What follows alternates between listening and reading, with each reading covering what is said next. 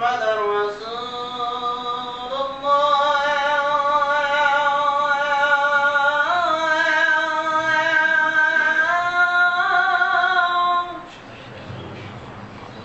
حي على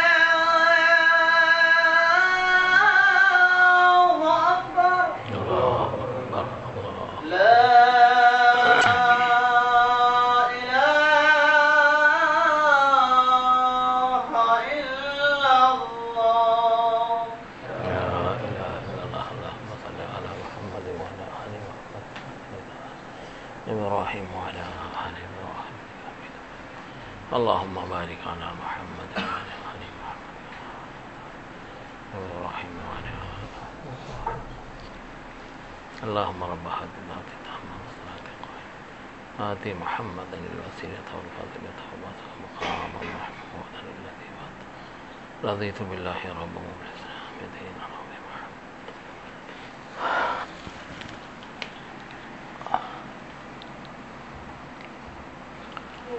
إن الحمد لله نحمده ونستعينه ونستغفره ونعوذ بالله من شرور أنفسنا ومن سيئات أعمالنا من يهده الله فلا مضل له ومن يضلل فلا هادي له وأشهد أن لا إله إلا الله وحده لا شريك له وأشهد أن محمدا عبده ورسوله.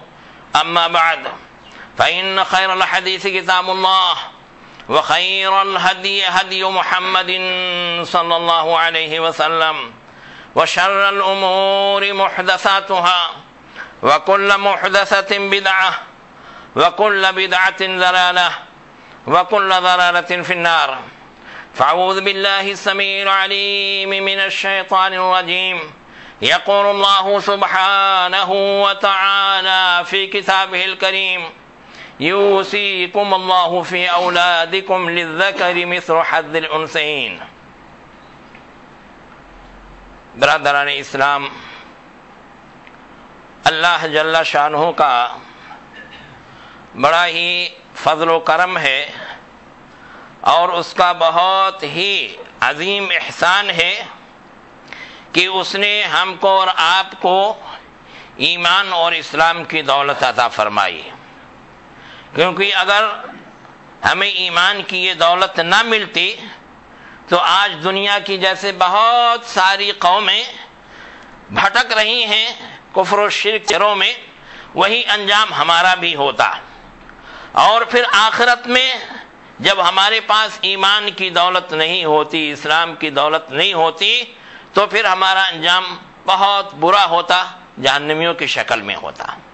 لیکن اللہ کا فضل و کرم ہے کہ اس نے ہم کو ایمان کی دولت عطا فرمائی ہے، ہم کو اسلام کی دولت عطا فرمائی ہے. اسلام جیسا ایک دین عطا فرمایا ہے جو ہر اعتبار سے کامل اور مکمل ہے، اور جس میں انسان کی پیدائش سے لے کر کے موت تک اور زندگی کے تمام شعبوں کے متعلق واضح ہدایات اور فرامین موجود ہیں. یہاں عقیدے کے متعلق بھی تفصیلات موجود ہیں، عبادات کے متعلق بھی تفصیلات موجود ہیں، اسی طریقے سے معاملات اور اخلاقیات کے باب میں بھی ہمارے پاس تفصیلات موجود ہیں. تو ہر اعتبار سے کامل اور مکمل دین اللہ تبارک و تعالی نے ہم کو عطا کیا ہے۔ اس دین میں تمام ہی لوگوں کے حقوق اور واجبات کا بیان بھی ہے اور اس کی تفصیل اور تعین بھی ہے۔ اس میں مردوں کے بھی حقوق اور واجبات بتائے گئے ہیں اور عورتوں کے بھی حقوق اور واجبات بتائے گئے ہیں۔ اس میں بوڑھوں کے بھی مسائل ہیں اور ان کے حقوق اور واجبات ہیں، جوانوں کے بھی ہیں اور بچوں کے بھی ہیں۔ اس میں پڑوسیوں کے بھی ہیں اور رشتہ داروں کے بھی ہیں۔ اس میں دور کے لوگوں کے بھی مسائل ہیں اور قریب کے لوگوں کے بھی مسائل ہیں۔ غرضے کی جس اعتبار سے آپ دیکھیں گے ہمارا دین ہر ناحیے سے آپ کو مکمل نظر آئے گا اور اس میں کوئی خامی اور کوئی کمی نظر نہیں آئے گی۔ صرف اگر کہیں خامی آپ کو ملے گی تو ہماری ملے گی، آپ کی ملے گی، ہمارے مطالعے کی ملے گی، ہماری تحقیق کی ملے گی، ہمارے عمل کی ملے گی۔ باقی اسلام کے اندر کبھی کوئی کمی نہیں ہے، کوئی خامی نہیں ہے۔ اسلام ہر ناحیے سے مکمل ہے اور اللہ تبارک و تعالیٰ نے اس کے کمال کی شہادت دی ہے اور خود ہی ارشاد فرمایا الیوم اکملت لکم دینکم واتممت علیکم نعمتی ورضیت لکم الاسلام دینا۔ اے لوگو، ہم نے تمہارے لیے تمہارے دین کو مکمل کر دیا ہے اور تم پر اپنی نعمتوں کو تمام کر دیا ہے اور تمہارے لیے اسلام کو ایک دین کی حیثیت سے میں نے پسند کر لیا ہے۔ تو اللہ نے اسلام کے کمال کی شہادت دی ہے، اعلان کیا ہے، اور نبی اکرم صلی اللہ علیہ وسلم نے اپنی پوری زندگی میں اسلام کی تبلیغ کے لیے ہر طرح کی قربانیاں دی اور جدوجہد کی ہے۔ آپ کو معلوم ہے کہ رسول اللہ صلی اللہ علیہ وسلم کو اس دین کی تبلیغ کے سلسلے میں کتنی پریشانیوں کا سامنا کرنا پڑا اور کن کن مشکلات سے گزرنا پڑا۔ آپ کو مجنون کہا گیا، آپ کو کاہن کہا گیا، آپ کے راستے میں کانٹے بچھائے گئے، آپ پر پتھروں کی بارش ہوئی، لیکن آپ نے اپنا مشن نہیں چھوڑا اور جب اس دنیا سے گئے تو اسلام مکمل ہو چکا تھا اور اسلام کی مکمل تبلیغ آپ کر چکے تھے۔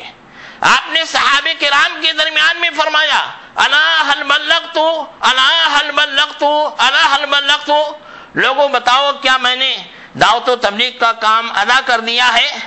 لوگوں بتاؤ کیا میں نے اللہ کا پیغام تم لوگوں تک پہنچا دیا ہے، اللہ کے دین کی تبلیغ کر دی ہے؟ جب لوگوں نے گواہی دی اور اقرار کیا نام قد بلغت الرسالہ وادیت الامانہ، جب سبوں نے کہہ دیا کہ ہاں آپ نے امانت کو پہنچا دیا ہے، اللہ کے پیغام کو پہنچا دیا ہے، تب آپ نے فرمایا اللہم اشہد اللہم اشہد اللہم اشہد قد بلغت، اللہ گواہ رہنا میں نے پہنچا دیا ہے، اور یہ لوگ اس کی گواہی دیتے ہیں۔ تو بہرحال یہ دین ہر اعتبار سے مکمل ہے اور اسلام کے ابتدائی دور میں، مسلمانوں کے ابتدائی ادوار میں الحمدللہ کی مسلمان اسلام کے اوپر آج سے بہت زیادہ مکمل طور سے عمل پیرا تھے اور کسی شعبے میں ان کے اوپر کوئی اعتراض نہیں ہوتا تھا اور ان کا معاشرہ ہر اعتبار سے پاک و صاف تھا۔ نمازوں کی پابندی تھی، روزوں کی پابندی تھی، اخلاقیات کی پابندی تھی، عورتوں کے بھی حقوق ادا کیے جاتے تھے، مردوں کے بھی حقوق ادا کیے جاتے تھے۔ لیکن مرور ایام کے ساتھ جیسے اسلامی حکومتوں میں کمزوری آتی گئی، زوال آتا گیا، نتیجہ یہ ہوا کہ ہمارے بہت سارے ممالک پر غیروں نے قبضے کر لیے اور ہم حاکم کے بجائے محکوم بن گئے۔ ایسے ہی ہمارے بہت سارے حقوق میں بھی ہماری طرف سے کوتاہیاں ہوئیں، مردوں کے حقوق میں بھی کوتاہیاں ہوئیں، عورتوں کے حقوق میں بھی کوتاہیاں ہوئیں۔ آپ کو معلوم ہے کہ والدین کے حقوق کتنے عظیم الشان ہیں، لیکن آج کتنے لوگ ہیں جو ماں باپ کے حقوق نہیں ادا کرتے ہیں اور کوتاہیاں کی جا رہی ہیں۔ بیوی کے حقوق ہیں، شوہر کے حقوق ہیں، بچوں کے حقوق ہیں، بیٹوں کے حقوق ہیں، مگر سب میں کوتاہیاں پائی جا رہی ہیں۔ جب ہمارے مسلم ممالک پر غیروں نے قبضہ کیا اور یورپ کی تہذیب اور یورپ کے لوگوں کو تسلط حاصل ہوا، تو ایسی صورت میں ظاہر ہے کہ انہوں نے ہم کو اپنا دشمن سمجھا اور ہماری تہذیب پر، ہمارے دین پر، ہمارے عقیدے پر انہوں نے تنقید اور اعتراضات کرنے شروع کیے، اور اگرچہ اعتراضات بہت سارے ناحیوں سے کیے گئے اور ان اعتراضات کے جوابات دیے گئے. لیکن خاص طور سے جو اعتراضات مسلمانوں کے اوپر کیے گئے، جس نقطے کو زیادہ ابھارا گیا، وہ نقطہ یہ تھا کہ لوگوں نے اس بات کو چیلنج کرنا شروع کیا یا اس بات کا پروپیگنڈا کرنا شروع کیا کہ اسلام میں عورتوں کے حقوق نہیں ہیں، عورتیں مسلمانوں کی یہاں بہت زیادہ مظلوم ہیں اور ان کے لیے آزادی نہیں ہے، ترقی کے میدان میں ان کا کوئی رول نہیں ہے، ان بیچاریوں کو گھروں کے اندر بند کر دیا گیا ہے، تعلیم سے ان کو محروم رکھا جاتا ہے اور میراث میں بھی ان کو کوئی حصہ نہیں دیا جاتا ہے. اس طرح کی پروپیگنڈے کیے گئے. لیکن سوال یہ پیدا ہوتا ہے کہ سب سے پہلے آپ اسلام پر اعتراض کرنے کے بجائے آپ دنیا کے اور اقوام کو دیکھیے. مثال کے طور پر آپ کو معلوم ہوگا کہ قدیم تہذیبوں میں سب سے متمدن تہذیب یونانیوں کی مانی جاتی تھی. لیکن یونانی تاریخ کا جب جائزہ لیجئے تو معلوم ہوگا کہ قانونی اعتبار سے یونان میں عورتوں کو آزادی حاصل نہیں تھی. ان کی حیثیت گرے پڑے سامان کی سی تھی. چنانچہ وہ بازاروں میں بیچی جاتی تھی، خریدی جاتی تھی اور باپ کے میراث میں ان کے لیے کوئی حصہ نہیں تھا. اسپارٹا نام کے شہر میں تھوڑی سی عورتوں کو آزادی حاصل تھی اور وہ کچھ مالی معاملات کر سکتی تھیں، خرید و فروخت کر سکتی تھیں، گھر کے امور کی ذمہ داریاں سنبھال سکتی تھیں. لیکن اس کی وجہ یہ نہیں تھی کہ یہاں کے لوگوں کو عورتوں کے ساتھ ہمدردی تھی، بلکہ ان کی کچھ مجبوریاں تھیں. کیونکہ اس وقت جنگ کی کیفیت تھی، مرد میدان جنگ میں رہتے تھے، گھروں پر صرف عورتیں رہتی تھیں. اب عورتوں کو اگر خرید و فروخت کا بھی اختیار نہ دیا جائے، کچھ مالی اور معاشی حقوق نہ دیے جائیں تو یہ کیسے زندہ رہیں گے؟ گھر کو کون سنبھالے گا؟ بازار سے سامان کون لے کر کے آئے گا؟ تو اس واسطے ان کو کچھ آزادی دی گئی تھی. لیکن ارسطو جیسا فلسفی بھی اس پر اعتراض کرتا ہے اور وہ کہتا ہے کہ یونان کی تباہی میں اس آزادی کا بڑا دخل ہے جو عورتوں کو دی گئی تھی. اور حقیقت یہ ہے کہ بعد میں جب یونانی تہذیب نے ترقی کی تو ایسی صورت میں عورتوں کو عجیب آزادی دے دی گئی. ان کے درمیان سے پردہ ختم کر دیا گیا اور مرد اور عورت ایک دوسرے کے ساتھ بیٹھ کر کے، اجنبی ہو یا گھر کی عورت ہو، سب ایک ساتھ بیٹھ کر کے گفتگو کرتے تھے، ایک دوسرے کے ساتھ بات چیت کیا کرتے تھے. پردے کا اہتمام ختم ہو گیا، عریانیت آ گئی، لباس جیسے پہننا چاہیے ویسا نہیں. نتیجہ یہ ہوا کہ آہستہ آہستہ اخلاقی خرابیاں پیدا ہوئیں، زنا کاری بدکاری عام ہوتی گئی اور پھر ایک وقت ایسا آیا کہ اسی آزادی کے نتیجے میں یونانی قوم تباہ و برباد ہو گئی. تو یہاں شروع میں تفریط تھی، بعد میں افراط ہو گیا.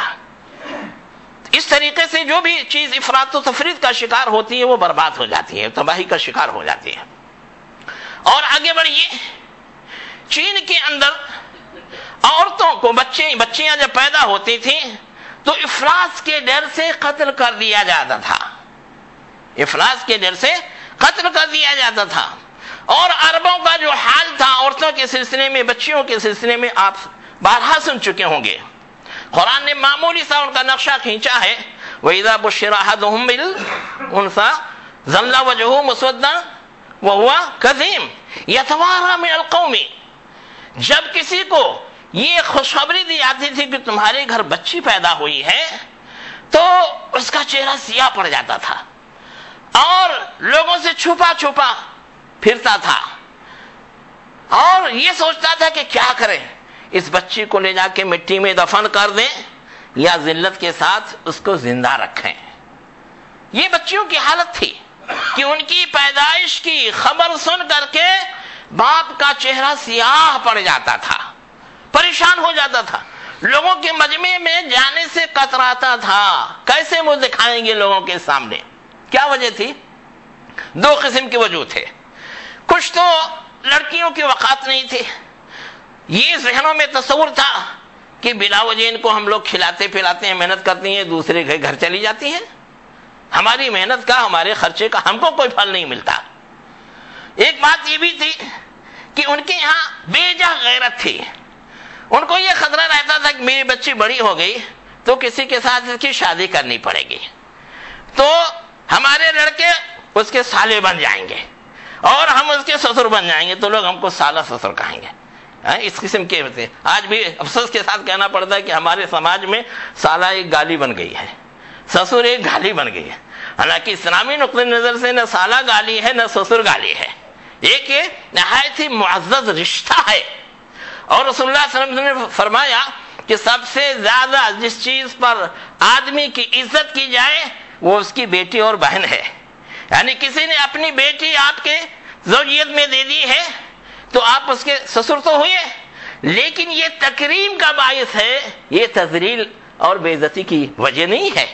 ہاں، اسی طریقے سے کسی نے اپنی بہن کی شادی آپ سے کر دی ہے، آپ کا سالہ تو ہے مگر سالہ کوئی گالی نہیں ہے، کوئی برا نہیں ہے، ایک معزز رشتہ ہے، اس واسطے اس کی ہمیشہ تکریم کرنی چاہیے اور اس کی عزت افزائی کرنی چاہیے۔ ایک آدمی نے زندگی بھر اپنی بیٹی کو 18-20 سال تک پڑھایا لکھایا، اس کی حفاظت کی، ہر طریقے سے پالا پوسا کھلایا، اور اس کے بعد میں جب وہ کام کی لائق ہوئی تو آپ سے نکاح کر کے آپ کے حوالے کر دیا۔ اس کا کم احسان ہے کیا؟ بہت بڑا احسان ہے، اور بہت بڑی آپ کے ساتھ جو ہے اس کی خدمت ہے، تو اس پر تو اس کے اس خدمت کا اعتراف کرنا چاہیے، اس احسان کا اعتراف کرنا چاہیے۔ ایک بھائی اپنے بہن کی بچپن ہی سے حفاظت کرتا ہے، اسکول لے جاتا ہے، پہنچاتا ہے، اپنی جیب کے خرچے میں سے بھی اس کو خرچہ دیتا ہے، بڑے پیار محبت سے لاڈ سے پالتا ہے، میری بہن ہے۔ اس کے بعد میں جب شادی ہو جاتی ہے تو آپ سالہ اس کو گالی سمجھ کے کہتے ہیں۔ تو وہی یہ چیزیں جاہلیت کی باتیں ہیں، دور جاہلیت میں یہ چیز تھی جس کی وجہ سے وہ لوگ بچیوں کی پیدائش پر بڑے ہی جذبت ہوتے تھے۔ بعض لوگ تو بچیوں کو لے جا کے زندہ درگور کر دیتے تھے کہ یہ سب تان تشریح کون سنے گا۔ ایک اور وجہ تھی کہ عربوں کے یہاں کچھ قبیلوں میں ایسے تھا کہ بچیوں کو اس ڈر سے کہ ہماری مفلسی ہو جائے گی، ہم ان کو کہاں سے کھلا پلا پائیں گے، تو اس مفلسی کے ڈر سے بچیوں کو قتل کر دیتے تھے۔ قرآن کریم نے کیا فرمایا؟ لا تقتلوا اولادکم خشیۃ املاق نحن نرزقهم وإياكم، ہم ان کو بھی روزی دیتے ہیں، تم اپنی اولاد کو، اپنی بچیوں کو جو ہے مفلسی کے ڈر سے مت قتل کرو، ہم ان کو بھی روزی دیتے ہیں اور تم کو بھی روزی دیتے ہیں۔ روزی آدمی کے ذمے صرف محنت کرنی ہے، روزی دینا اصل اللہ کے ہاتھ میں ہے۔ اور آپ جانتے ہیں کہ ایک بچہ جب یا بچی ماں کے پیٹ میں رہتی ہے تبھی اس کی روزی لکھ دی جاتی ہے۔ تو قرآن کریم نے یہ اچھی طریقے سے سمجھایا کہ اولاد کو جو ہے مفلسی کے ڈر سے قتل مت کیا کرو۔ افسوس کے ساتھ کہنا پڑتا ہے کہ آج یہ قتل کا سلسلہ جاری ہے، مسلمانوں میں شاید کم ہے بہت سارے مسلمانوں کے اندر بھی، کہ جیسے بیوی کو حمل ہوتا ہے ویسے سونوگرافی کراؤ اور پتہ لگاؤ کیا ہے، لڑکا ہے یا لڑکی ہے، اگر لڑکی ہے تو کسی طریقے سے اس کو ضائع کرا دو۔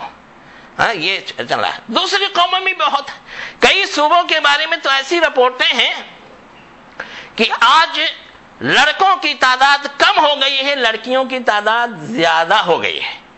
اب لڑکوں کو شادی میں پرابلم آ رہے ہیں، لڑکیاں ہی نہیں مل رہی ہیں، دوسرے صوبوں سے دوسری قوموں سے نکال کے بھگا کے لا رہے ہیں۔ تو یہ کیوں؟ وہی جاہلیت کی بات ہے کہ لڑکیوں کو اچھا نہیں سمجھا جاتا ہے، لڑکیوں کو فالتو چیز سمجھا جاتا ہے۔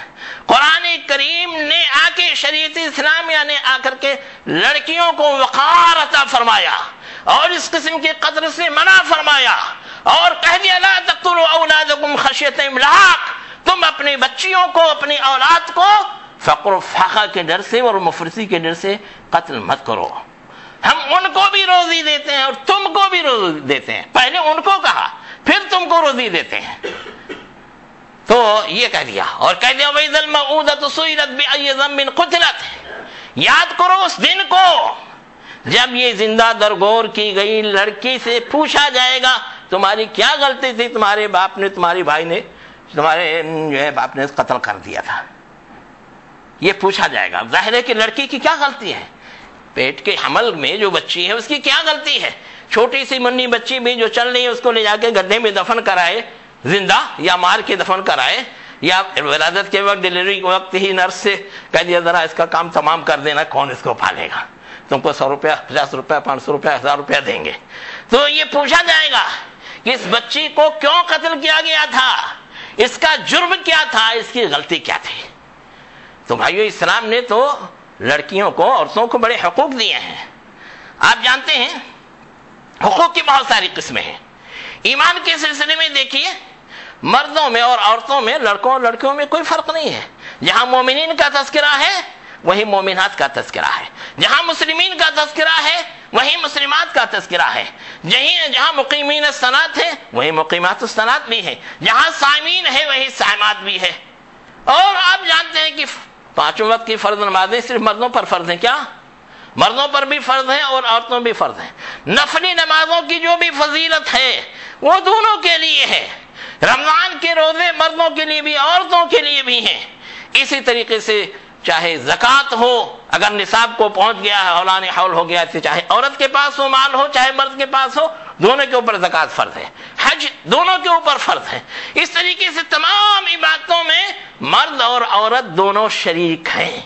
ایمان میں اور عبادات میں دونوں شریک ہیں.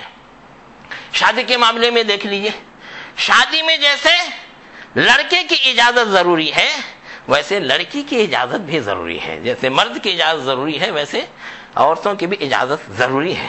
زبردستی کسی لڑکی کا نکاح کسی لڑکی کے ساتھ نہیں کیا جا سکتا ہے.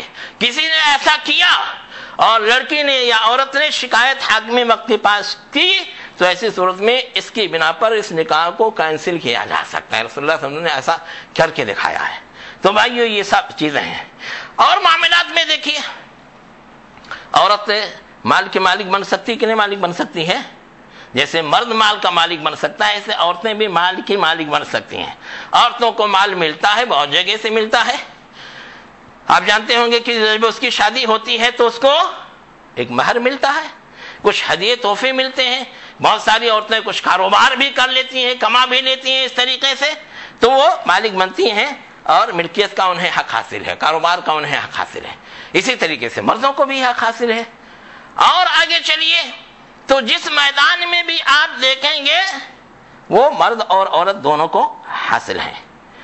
خیر، میں بچیوں کی بات کہہ رہا تھا کہ اسلام سے پہلے بچیوں کی کیا حالت تھی اور دوسرے مذاہب میں اور دوسرے اقوام میں ان کی کیا جو ہے کیفیت تھی.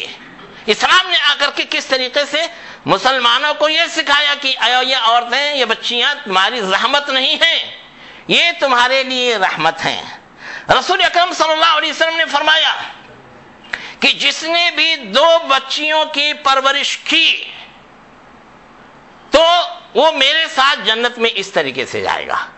اپنے بیچ کی انگلی اور سبابہ انگلی کو قریب کر کے کہا اس طرح سے جائے گا، یعنی بالکل قریب قریب جنت میں ہمارے ساتھ جائے گا.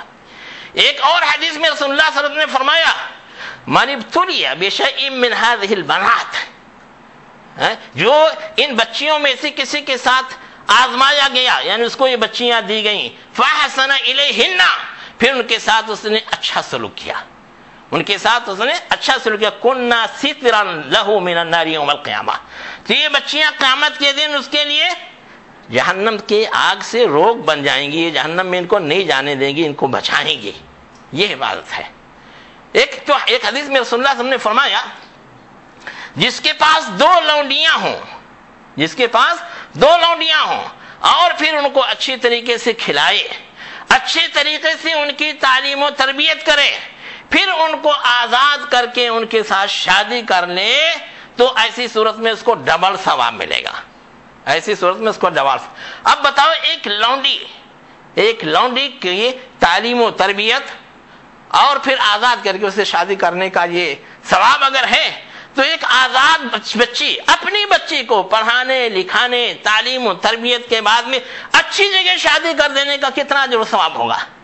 تو بھائیو، عورتوں کو اسلام نے بڑا وقار عطا فرمایا، بچیوں کو بڑا وقار عطا فرمایا. اور آگے چلیے، یہ بچی جب بڑی ہو گئی اور آپ نے اس کی شادی کر دی تو ایسی صورت میں بیوی کا پھر کیا مقام رہ جاتا ہے؟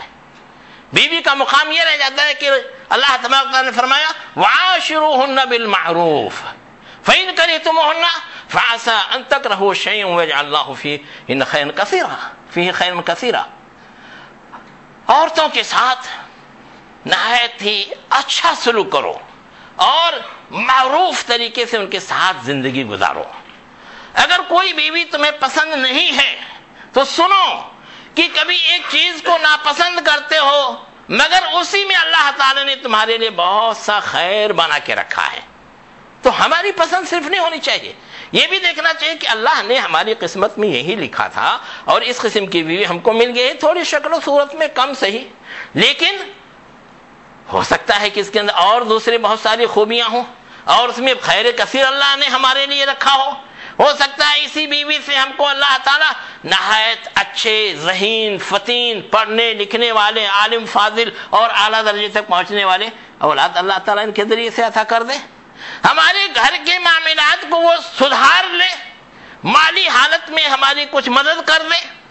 اسی طریقے سے گھر میں جو بے دینی تھی اور جو ہے لوگ دین سے ناواقف تھے، یہ ہو سکتا ہے شکل و صورت اتنی اچھی نہ ہو مگر عالمہ فاضلہ ہو، پڑھی لکھی ہوئی ہو، آ کے پورے گھر کو دیندار بنا دے اور دعوت و تبلیغ کا کام کرے. تو کسی چیز کو ناپسند کرنے سے یہ مت سمجھو کہ وہ ہمارے حق میں بری ہے، بلکہ اس کے بعد میں اللہ تعالیٰ اس میں خیر بنا سکتا ہے. اس بات سے صبر کرو یہ کہا. اور یہ وَعَلَى لَهُ رِزْقُهُنَّ وَكِسْوَتُهُنَّ بِالْمَعْرُوفِ، باپ کے ذمے اپنے بچوں کی ماں یعنی بیوی کے کھانے پینے کا جو ہے سب کھانے پینے کی ذمہ داری ہے. امسکوہن بمعروف، عورتوں کو اپنی زوجیت میں معروف طریقے پر اچھے طریقے پہ رکھو. یہ ساری چیزیں اس میں، یہ ساری تعلیمات عورتوں کے سلسلے میں رسول اللہ صلی اللہ علیہ وسلم نے دیا. رسول اللہ صلی اللہ علیہ وسلم فرماتے ہیں خیرکم خیرکم لأہلہ، اور بعض روایت میں خیرکم خیرکم لنسائہ وانا خیرکم لنسائی او لأہلی، دونوں قسم کی روایتیں ہیں. تو میں سب سے بہتر شخص وہ ہے جو اپنی عورتوں کے لیے اپنے اہل و عیال کے لیے بہتر ہوتا ہے، اور میں اپنی بیویوں کے لیے اور اپنے اہل و عیال کے لیے سب سے بہتر ہوں. یہ رسول اللہ صلی اللہ علیہ وسلم فرماتے ہیں.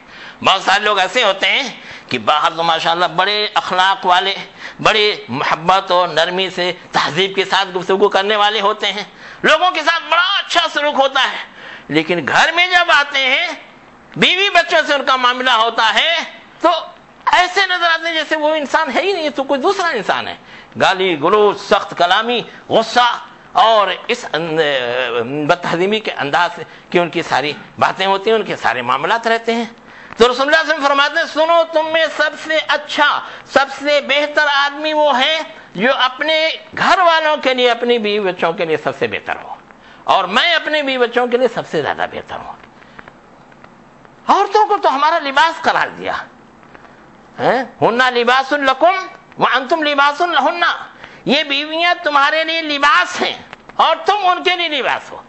لباس کا کیا کام ہے آپ جانتے ہوں گے. کیا کام ہے لباس کا؟ ایک بات تو یہ کہ یہ گرمی سردی ہر چیز سے بچاتا ہے، اس کے علاوہ یہ ہماری ستر پوشی کرتا ہے، اس کے علاوہ یہ ہماری زیب و زینت کا ذریعہ ہے، ہماری عزت کا ذریعہ ہے. تو ایسے ہی ایک مرد اپنی بیوی کی عزت و آبرو کی حفاظت کرتا ہے، اس کے لیے زینت اور فخر کا باعث ہوتا ہے اور جو ہے اس کی حفاظت کرتا ہے. ایسے ایک عورت اپنے شوہر کی عزت و آبرو کی محافظ ہوتی ہے، اس کی عزت و آبرو کی حفاظت کا ذریعہ ہوتی ہے، پردہ پوشی ستر پوشی کا ذریعہ ہوتی ہے. اس کے لیے وہ بہترین لباس کا کام کرتی ہے، اس کو ہر قسم کے مشکلات اور مصائب میں اس کا ساتھ دے کر کے انہیں بچانے کی کوشش کرتی ہے، جیسے یہ جاڑے گرمی سے بچاتا ہے، اسی طریقے سے اس کی عزت و آبرو کی حفاظت کرتی ہے، اس کے لیے زیب و زینت کا باعث ہی ہے. تو بھائی یہ نہایت یعنی دقیق مثال دے کر کے، خوبصورت مثال دے کر کے اللہ تعالیٰ نے بتا دیا. ایک ہے مرد ہو یا عورت بغیر لباس کے رہیں گے نہیں رہ سکتے. اگر بغیر لباس کے کوئی نکل جائے سڑک پر کیا حال ہوگا؟ ایسے ہی ایک مرد بغیر بیوی کے عاقل بالغ ہے، ایک بیوی بغیر مرد کے گویا کہ بغیر لباس کے ہیں. تو بھائی یہ ساری مثالیں دے کر کے اللہ تعالیٰ نے بیوی کی حیثیت سے عورتوں کے مرتبے اور مقام کو بتایا.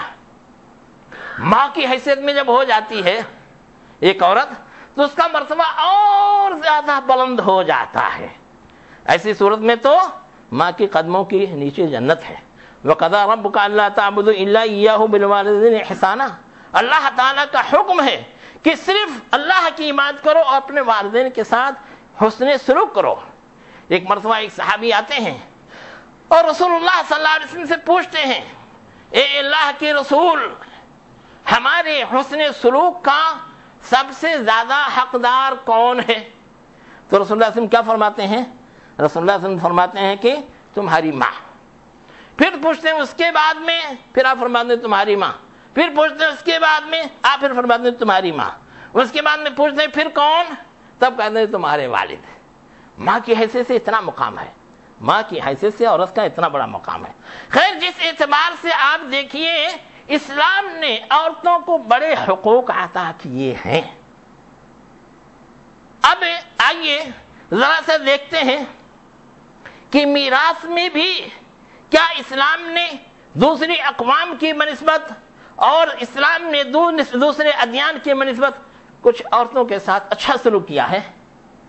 آپ دوسرے اقوام کی تاریخ کا جائزہ لیجئے تو آپ کو پتہ چلے گا کہ دوسروں کے یہاں عورتوں کی میراث کا کوئی مکمل نظام تھا ہی نہیں. چینیوں کے یہاں شادی کے وقت میں ماں باپ کی طرف سے جو کچھ مل جاتا تھا بچی کو بس وہی بیچاری کا حق ہوتا تھا. میراث میں سے کچھ اس کو حصہ نہیں ملتا تھا. نہ شوہر کے میراث میں سے حصہ ملتا تھا نہ باپ کے میراث میں سے کچھ حصہ ملتا تھا. یونانیوں اور رومیوں کے ہاں تو جب بچہ پیدا ہوتا تھا تو خوشیاں مناتے تھے اور بچی پیدا ہوتی تھی تو بڑے غمگین ہو جاتے تھے اور عورتوں کو مالی اعتبار سے کوئی اختیار حاصل نہیں تھا. میراث میں سے کچھ بھی حصہ نہیں ملتا تھا. کچھ لوگوں کے ہاں تھوڑا سا بیٹی کو ماں کے حصے میں سے جو ہے میراث میں سے حصہ ملتا تھا لیکن وہ اپنے پاس رکھ تو سکتی تھی مگر باپ کو اختیار ہوتا تھا جب چاہے اس کو خرچ کر دے. یہودیوں کے ہاں ایک فرقے کے اندر یہ ہے کہ اموال منقولہ جو ہیں جیسے سونا چاندی وغیرہ ہیں اموال منقولہ میں بیٹیوں کا کوئی حق حصہ نہیں ہے. اموال غیر منقولہ میں اگر بیٹا چاہے یعنی اس کا بھائی چاہے تو کچھ دے سکتا ہے لیکن اگر اس نے یہ حق لے لیا ہے تو ایسی صورت میں پھر وہ دوسرے خاندان اور قبیلے میں شادی نہیں کر سکتی ہے اور دوسری جگہ اپنی جائیداد کو بیچ کر کے منتقل نہیں کر سکتی ہے. تو دنیا بھر کی پابندی لگا دی گئی. اسی طریقے سے اور دوسرے اقوام کے یہاں دیکھو تو آپ کو یہی ملے گا. رومیوں کے یہاں عورتیں بیچی خریدی جاتی تھیں اور یہودیوں کے ہاں عورتیں لوڈی کے درجے میں ہو جاتی تھیں. برہمن نظام کے اندر بھی دیکھیے عورت جو ہے جب تک شادی نہیں ہوتی ہے باپ کے ہاں باندھی کی طرح خادمہ کی طرح رہتی ہے اور جب شادی ہو جاتی ہے تو اپنے شوہر کی وہ ایک طرح سے لونڈی ہو جاتی ہے اور ظاہر ہے کہ لونڈیوں کو تو کچھ ملکیت کا حق ہی حاصل نہیں ہے. تو اس طریقے سے سب کے یہاں ایک یہ چیز ہے لیکن اسلام نے عورتوں کو ویسے حقوق دیے ہیں جیسے مردوں کو حقوق دیے ہیں. اگر بیٹے کو میراث میں سے باپ کے حصہ ملتا ہے تو بیٹی کو بھی ملے گا. اگر پوتے کو ملتا ہے تو پوتی کو بھی ملے گا. اگر شوہر کو بیوی کے اس میں سے حق ملتا ہے تو بیوی کو شوہر کے ترکے میں سے حق ملے گا. دادی کو بھی حق ملے گا. بہنوں کو بھی بھائیوں کو حق ملتا ہے تو بہنوں کو بھی حق ملے گا. جہاں جہاں آپ دیکھیں گے کہ اسلام نے مردوں کو میراث میں سے حصہ دیا ہے وہاں عورتوں کو بھی ان کے میراث میں سے حصہ دیا ہے. یوصیکم اللہ فی اولادکم للذکر مثل حظ الانثیین. اللہ تبارک تعالیٰ تم کو یہ وصیت کرتا ہے کہ لڑکے کو 2 لڑکی کے برابر حصہ ملے گا. دور جاہلیت میں عجیب بات تھی. دور جاہلیت میں عورتوں اور بچوں کو نابالغ بچوں کو میراث میں سے حصہ نہیں ملتا تھا. وہ کہتے تھے جو لڑائی کر سکتا ہے اور جو کماتا ہے اس کو میراث میں سے حصہ ملے گا. جو کماتا نہیں جو لڑائی نہیں کرتا اس کو میراث میں سے حصہ نہیں ملے گا. سعد بن ربیع ایک مشہور صحابی ہیں. جابر بن عبداللہ رضی اللہ عنہ کی روایت ہے. وہ کہتے ہیں کہ غزوہ احد میں شہید کر دیے گئے تو ان کے ایک بھائی تھے انہوں نے ان کے تمام مال پر قبضہ کر لیا. ان کی بیوی اور 2 بچیاں ہیں, ان کو کچھ نہیں دیا, سارے مال پہ قبضہ کر لیا. بیوی دونوں بچیوں کو لے کر کے رسول اللہ صلی اللہ علیہ وسلم کی خدمت میں آئی اور کہ اللہ کے رسول آپ کے ساتھ ساتھ بن ربیع جہاد کے لیے گئے تھے غزوہ احد میں اور شہید کر دیے گئے ہیں, اور ان بچیوں کے چچا نے سب مال و دولت پر قبضہ کر لیا اور اب ہمارے پاس ان کے پاس کچھ نہیں ہے. بتائیے کہ جب تک بچیوں کے پاس کچھ مال نہیں ہوگا ان کی شادی کیسے ہوگی, ان کی پرورش پرداش کیسے ہوگی؟ تو ذرا آپ کچھ انصاف کیجئے. رسول اللہ صلی اللہ علیہ وسلم نے فرمایا صبر کرو, اللہ کا فیصلہ آنے دو. اور پھر یہ آیت میراث جو ہے یوصیکم اللہ فی اولادکم للذکر مثل حظ الانثیین کا نزول ہوا. پھر رسول اللہ صلی اللہ علیہ وسلم نے ان بچیوں کے چچا کو بلایا, یہ آیت پڑھ کر کے سنائی اور کہا کہ دیکھو یہ ان بچیوں کا 2/3 حصہ ہے, ان کے باپ کی جائیداد میں 2/3 حصہ ہے, اور یہ ان کی بیوی ہے اس کا 1/8 حصہ ہے, یہ ان کو دے دو, باقی جو بچے وہ تمہارا ہے. یہ رسول اللہ صلی اللہ علیہ وسلم نے فیصلہ فرمایا. دیکھیے بیٹی کی موٹی موٹی شکلیں بتا دیتا ہوں. اگر اکیلے بیٹی ہے اور بیٹا کوئی نہیں ہے تو ایسی صورت میں بیٹی کو باپ کے ترکہ میں سے آدھا ملے گا, ایک ہی بیٹی ہے تو. اور اگر 2 بیٹیاں یا 2 سے زیادہ بیٹی ہوں گی اور بیٹا کوئی نہیں ہے تو ایسی صورت میں 2/3 ان کو مل جائے گا. اور اگر بیٹیوں کے ساتھ بیٹے بھی ہیں تب ذکر مثل حظ الانثیین کا نظام نافذ ہوگا, یعنی ہر لڑکے کو 2 حصہ اور لڑکی کو 1 حصہ ملے گا. ایسی ہی ماں کا جو ہے, دادی کا, سب کا حصہ ہے.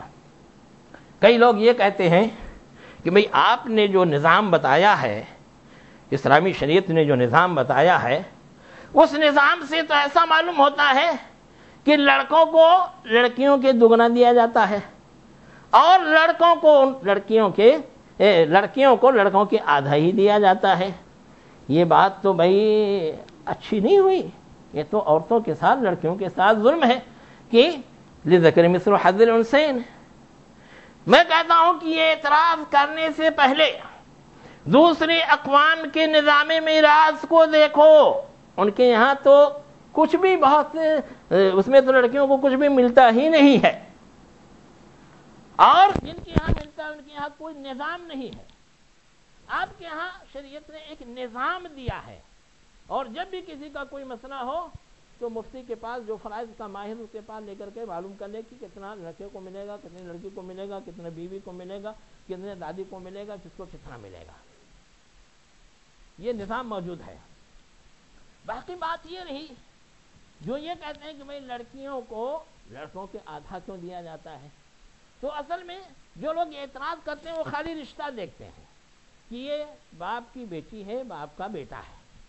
اقتصادی مسئولیات اور ذمہ داریوں کو نہیں دیکھتے کہ بیٹیوں پر اقتصادی ذمہ داری, اخراجات کی ذمہ داری کتنی ہے اور لڑکوں کے اوپر کتنی ذمہ داری ہے. اسلام میں اقتصادی ذمہ داریوں اور مسئولیات کو ملحوظ رکھا ہے. اب مثال کے طور پر دیکھیے, ایک شخص کا انتقال ہو گیا, چلو اس کے ایک لڑکا تھا, ایک لڑکی تھی. لڑکے کو 2 حصہ مل گیا, لڑکی کو 1 حصہ مل گیا. اب لڑکے کو شادی کرنی ہے اور اس کی ماں ہے, ابھی اس کی یہ بہنیں ہیں, تو اب باپ کے بعد میں ماں کے اخراجات کی ذمہ داری, بہنوں کے کھلانے پلانے اور تمام ذمہ داری کس کے اوپر ہے؟ کون کھلائے گا؟ بیٹی کھلائے گی, بیٹی کمانے جائے گی, کون جائے گا؟ بیٹا. بیٹی کے اوپر ساری ذمہ داری ہے. اور بیٹی کا حق ویسے محفوظ رکھا ہوا ہے. بیٹے کو شادی کرنی ہے تو ایک لڑکے کی شادی ہو کہ لڑکی کی شادی پر تھوڑی دیر کے لیے آپ غور کیجیے. ایک لڑکا جب شادی کرتا ہے تو مہر دیتا ہے, کس کو؟ اپنی بیوی کو. بیوی کچھ دیتی ہے اپنے شوہر کو؟ نہیں دیتی, کچھ نہیں دیتی. کس کا خرچہ ہو رہا ہے؟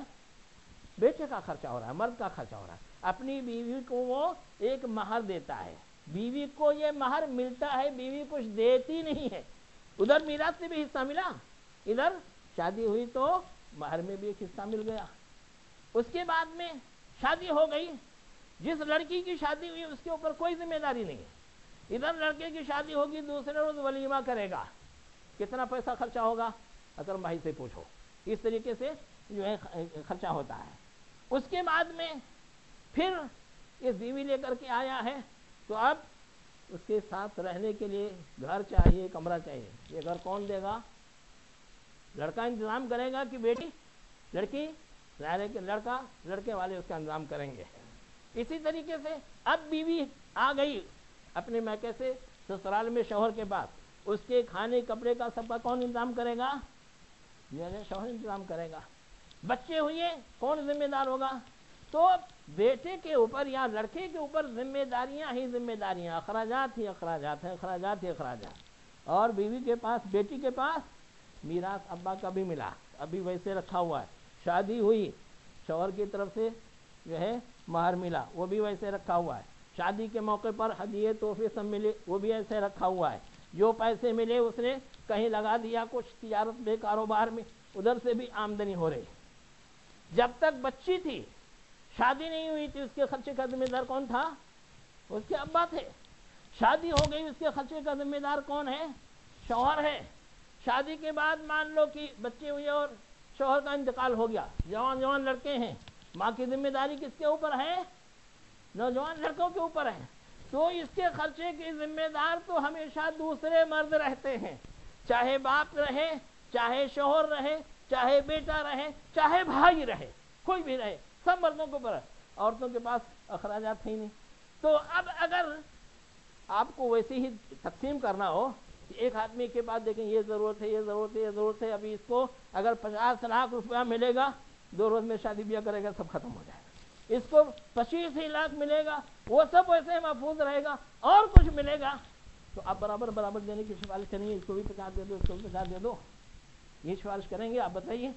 کیا آپ یہ کہیں گے نہیں بھیا اس کے اوپر اتنی زیادہ ذمہ داریاں ہیں، اتنے سارے اخراجات ہیں، تو اس کے ساتھ کچھ تو ذرا نرمی کا سلوک کرو، کچھ تو مہربانی کرو، اس کو کچھ زیادہ دے دو. اس کو اپنی بہن کی شادی بھی کرنی ہے، اپنی بھی شادی کرنی ہے، ان کو کھلانا پلانا بھی ہے، اس کے جہیز کا بھی انتظام کرنا ہے، اس کی ماں بیوہ ہو گئی ہے، اس کی ماں کا بھی خرچہ سنبھالنا ہے، سب کچھ. تو یہ ساری چیزیں لوگ اعتراض کرنے والے دیکھتے نہیں، اس سے غور نہیں کرتے. کہتے ہیں لڑکوں کو 2 حصہ دے دیا، لڑکیوں کو 1 حصہ دے دیا. لڑکوں کو 2 حصہ دیا تو اس کے ساتھ مالی ذمہ داریاں کتنی دے دی ہیں، ان کے اوپر مسئولیات کتنی زیادہ آ گئی ہیں، یہ بھی تو غور کرو. تو بھائیو، اسلام نے جو نظام بنایا ہے وہ ہرگز ظالمانہ نہیں، انتہائی درجہ منصفانہ ہے. اور بلکہ عورتوں کے حق میں کچھ زیادہ ہی جو ہے رعایت کی گئی ہے، ان کو کچھ زیادہ ہی دیا گیا اس حساب سے. ہاں، تو اس واسطے اسلام نے بڑا اچھا نظام بنایا ہے. ساری تفصیلات ہم بتا نہیں سکتے کہ لڑکیوں کے کتنے حالات ہیں اور کب کتنا ان کو ملے گا، بیوی کے کتنے حالات ہیں، ان کو کیسے کیسے ملے گا. بیوی کا حال صرف اتنا سنیے کہ اگر شوہر کا اس کے انتقال ہو گیا اور اس کی اولاد نہیں ہے، فرع وارث کوئی نہیں ہے، نہ اس بیوی سے نہ دوسری بیوی سے، تو ایسی صورت میں بیوی کتنا پائے گی؟ 1/4 پائے گی. وَلَهُنَّ الرُّبُعُ مِمَّا تَرَكْتُمْ إِن لَّمْ يَكُن لَّهُ وَلَدٌ. اور اگر اولاد ہے یا کوئی فرع وارث ہے، یعنی پوتے پوتیاں وغیرہ جو بھی ہیں، تو ایسی صورت میں پھر وہ 1/8 پائے گی. ایک وہ خالی دیکھیے، یہ اس کی صورت ہے. اور 2 صورتیں یہ ہو گئی.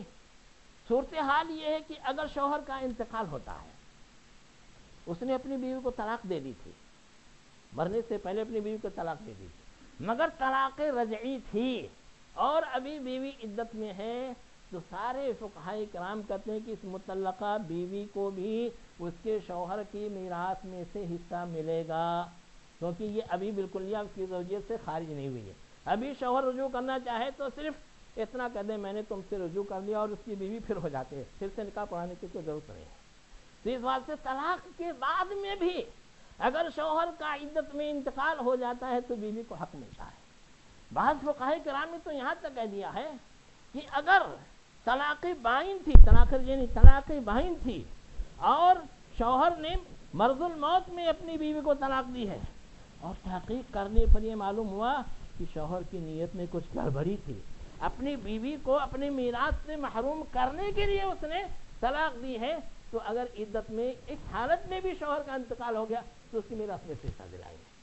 اللہ اکبر. آپ ایسے دیکھیے، ماں کو دیکھیے، بعض حالات میں سدس ملتا ہے، بعض حالات میں ثلث الکل ملتا ہے، کل جائیداد کا 1/3 مل جاتا ہے، بعض حالات میں ثلث الباقی ملتا ہے. تو اس طریقے سے یہ کا ہے.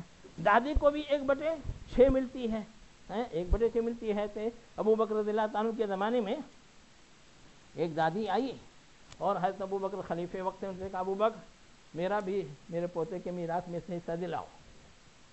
حضرت ابو بکر صدیق رضی اللہ عنہ نے فرمایا قرآن میں دادی کا تو کوئی حصہ نہیں بتایا گیا ہے، اور مجھے جو حدیثیں معلوم ہیں ان حدیثوں میں کہیں دادی کا حصہ نہیں ہے، لیکن پھر بھی تم صبر کرو، میں اور صحابہ کرام سے پوچھتا ہوں، اگر تمہارا کچھ حصہ ہوا تو میں تم کو حصہ دلاؤں گا۔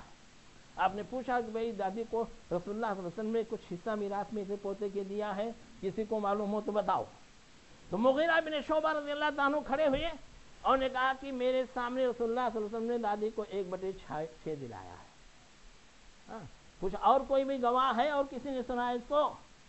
تو محمد بن مسلمہ انصاری کھڑے ہوئے، انہوں نے کہا کہ میرے سامنے بھی یہ واقعہ پیش آیا ہے، انہوں نے دادی کو 1/6 دلا دیا۔ حضرت عمر رضی اللہ عنہ کے زمانے میں نانی آئی اور نے کہا ارے میرے نواسے کا انتقال ہوا ہے، مجھ کو بھی میراث میں سے حصہ دلائیے۔ حضرت عمر رضی اللہ عنہ نے کہا کہ بھائی دیکھو، نانی کو بھی عربی میں جدہ کہتے ہیں اور دادی کو بھی عربی میں جدہ کہتے ہیں۔ جدہ کے لیے 1/6 ہے، اکیلے رہے گی چاہے نانی ہو چاہے دادی ہو تو وہ لے لے گی، اور اگر دونوں ہیں تو دونوں اسی میں بانٹ لیں گے۔ ان کی بھی کئی شکلیں بنتی ہیں، وہ سب تفصیل میں جانے کا موقع نہیں۔ کہنے کا میرے یہ ہے کہ اسلام نے عورتوں کے سلسلے میں میراث میں بھی کوئی کوتاہی نہیں کی ہے، ان کا جتنا حق بنتا تھا عدل و انصاف کے اعتبار سے اتنا حق ان کو دیا ہے۔ اس واسطے اگر کسی عورت کو کوئی شکایت ہو کہ میرا فلاں حق نہیں ملا فلاں نہیں ملا ہے تو مفتی صاحب سے پوچھ سکتے ہیں اور سوال تحریری طور سے دے کر کے جواب دے سکتے ہیں، ان کا حق ہوگا تو انشاءاللہ یہ ہوگا۔ یہ صحیح بات ہے کہ مسلم معاشرے میں بہت ساری جگہوں پر اس سلسلے میں بہت کوتاہی پائی جاتی ہے۔ مہاراشٹر میں کم سے کم مالیگاؤں وغیرہ میں دیکھتا ہوں کہ الحمدللہ بہت حد تک بیٹیوں کو بہنوں کو ان کو جو ہے میراث میں سے باپ کے شوہر کے حصہ ملتا ہے، باقاعدہ آ کے فتوے لے کے جاتے ہیں اور یہ حصے لیتے نہیں ہوتا تو کورٹ کچہری تک جاتے ہیں۔ مگر یو پی بہار وغیرہ میں تو کوئی سوچتا ہی نہیں کہ بیٹی کو بھی حق دیں گے، میراث میں سے کچھ ملے گا، سب بیٹے قبضہ کر لیتے ہیں۔ ایسے ہی اور دوست بہنوں کو نہیں ملتا، ان کو نہیں ملتا، کہ یہ مسلمانوں کی اپنی کوتاہیاں ہیں، اور ان کو معلوم رہنا چاہیے کہ اللہ تبارک و تعالی حقوق اللہ ہمیں اگر کوئی کوتاہی ہوگی تو معاف کر دے گا، لیکن حقوق العباد میں کوئی کوتاہی ہو، کسی بندے کا کوئی حق مارا ہے تو جب تک بندہ نہیں معاف کرے گا اس وقت تک اللہ معاف نہیں کرتا۔ اس واسطے جو لوگ بہنوں کے بیٹیوں کے ان کے حقوق مار دیتے ہیں اور نہیں دیتے ہیں، ان کو اس نقطے پر ہمیشہ جو ہے غور کرتے رہنا چاہیے۔ اللہ کے ہاں کیا جواب دیں گے، کیسے معاف کرائیں گے اپنی بہن سے، کیسے معاف کرائیں گے اپنی بیٹی سے، اور کیسے معاف کرائیں گے فلاں اور فلاں سے۔ تو بھائی اس سلسلے میں توجہ دینے کی ضرورت ہے، اور عورتوں کے حقوق میراث میں جو ہیں ان کو بھی دینا چاہیے۔ آپ جب جانتے ہیں کہ ہر انسان جو اس دنیا میں آیا ہے اپنی روزی لے کے آیا ہے، اس سے جتنا اللہ نے لکھ دیا ہے کم نہیں ملے گا اس کو، اور جتنا اللہ نے لکھ دیا اس سے زیادہ نہیں ملے گا، پھر یہ بے ایمانی اور ان کے حق مارنے کی کیا بات ہے۔ اللہ تعالی ہم کو اور آپ کو سب کو عورتوں کے حقوق کو اچھی طریقے سے سمجھنے کی اور ان کے ادا کرنے کی توفیق عطا فرمائے، اور خاص طور سے میراث کے سلسلے میں الہ العالمین ہم تمام مسلمانوں کو سیدھے اور صحیح اسلام پر چلا اور سچا اور پکا مسلمان بنا، اور اسلام ہی کی حالت میں ہم سب کا خاتمہ بالخیر کر۔ آمین۔ اقول قولی ھذا واستغفر اللہ لی ولکم ولسائر المسلمین فاستغفروہ انہ هو الغفور الرحیم۔